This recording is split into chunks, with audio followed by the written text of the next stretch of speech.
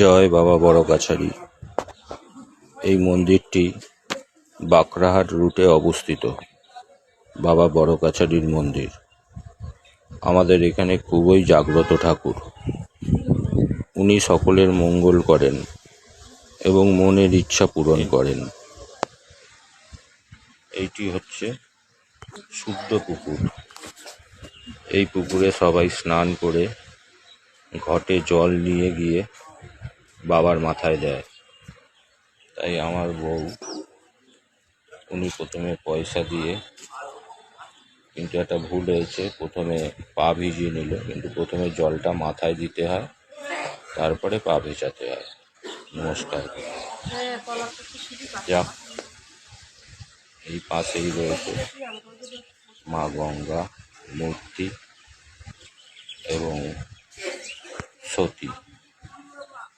তাই সতীকে শাখা, সিঁদুর এবং পলা, এই তিনটে জিনিস এই সতীকে দিতে হয়।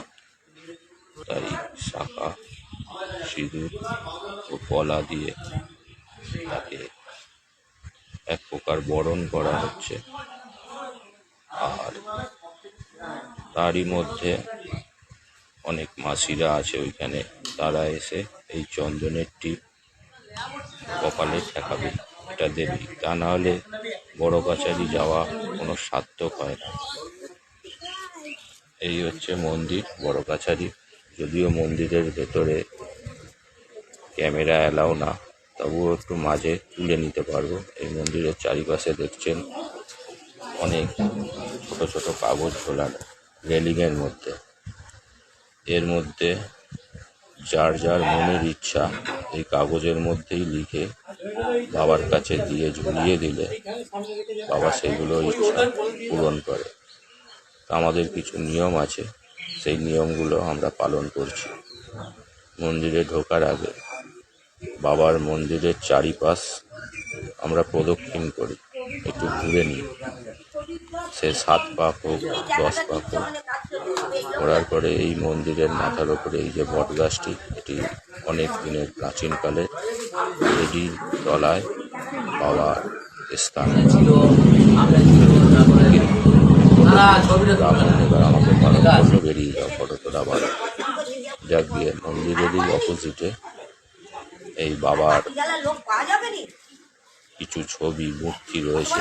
এইখানে ধূপকাঠি মোমবাতি জ্বালাতে হয় এবং প্রণামী দেওয়া হয়। কিছুটা তুলেছিলাম ছবি, কিন্তু রোহিত মশাই বাড়ানোর জন্য বাইরে বেরিয়ে যেতে হয়। এখানে কিছু দোকানদারের কাছ থেকে কিছু জিনিসপত্র কিনে গরিব খুচরা রয়েছেন, তাদেরকে আমার যতটা সামর্থ্য অনুযায়ী কিছুটা তাদের পয়সা দেওয়া এবং খাবার তাদের হাতে তুলে দেওয়া। তুমি তো তোমার করছো, ওরা বসে আছে, ওদেরকে দাও না। তুমি তো টিপ করিয়ে করছো, তো পয়সা নিচ্ছ তো, ওরা বসে না। ঠিক আছে, জয় বাবা বড় কাছারি। সবাই দেয়, তুমি